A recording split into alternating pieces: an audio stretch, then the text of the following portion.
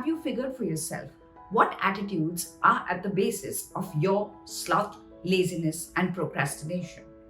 Are you one who subscribes to the attitude of ease and comfort and mostly talks about always doing things later, tomorrow, not now?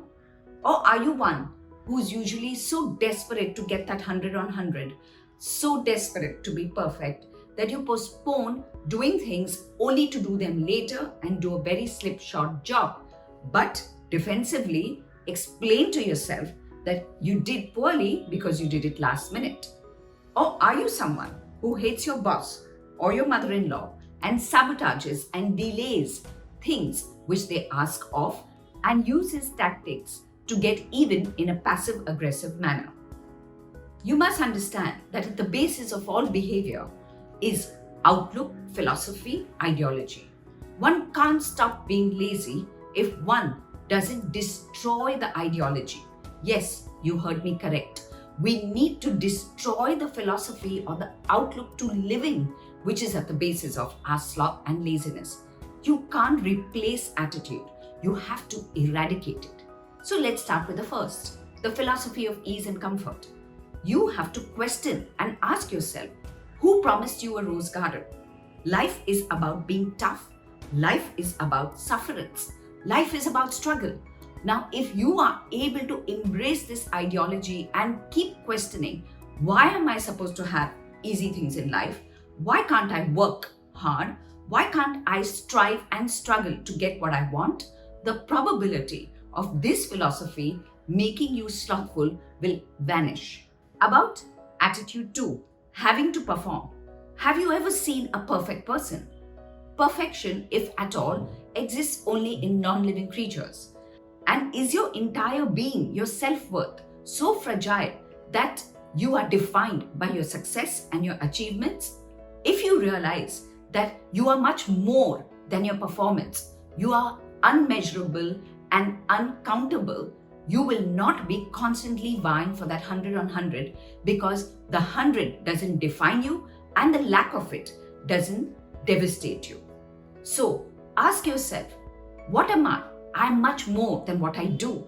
And with this philosophy, all you would strive for is to maintain consistency.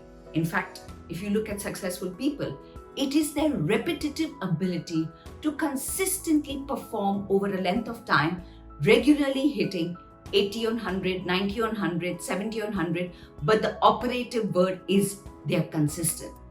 Attitude number 3, the idea of using passive-aggressive delaying tactics comes from a philosophy that I can't say what I want to say. That means you are believing that the person who you are up against is someone who's far more powerful, you feel submissive, you feel subjugated, and you don't give yourself the permission or the right to have an honest, open, authentic communication with them. So destroy the idea that you have to put people who are in positions of power higher than you.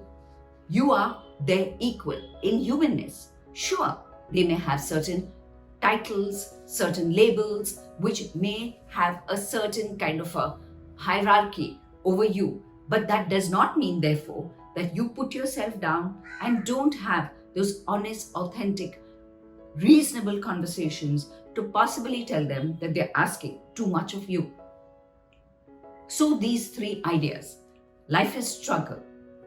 I don't have to get that 100 on 100 to succeed, and my success does not define me. And part 3, that I have a right to assert and be communicative even to the people who have a certain hierarchy over me, is going to lead you to not use passive-aggressive tactics with them. Think about these attitudes. They are the core for you to live a life which is far more striving, far more achieving, and far more authentic and assertive. If you like what you hear, do hit the like button, do share my video, and please feel free to write to me at varkha@varkhachulani.com. Till next week, it's goodbye and thank you.